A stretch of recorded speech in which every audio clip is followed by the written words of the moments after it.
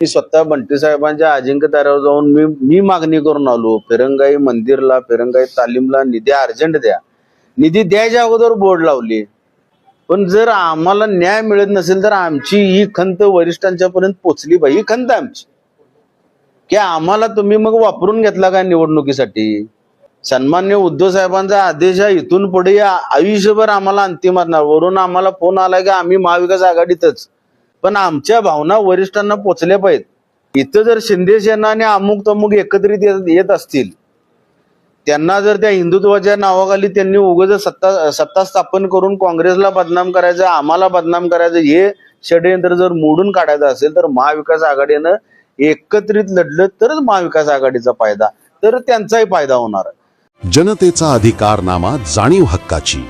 या न्यूज चॅनलमध्ये जनतेच्या हक्काचा आवाज. सत्ता व्यवस्थेचे प्रश्न थेट तुमच्यापर्यंत. जाहिराती आणि बातमीसाठी आजच 70 57 87 98 02 शी संपर्क साधावा.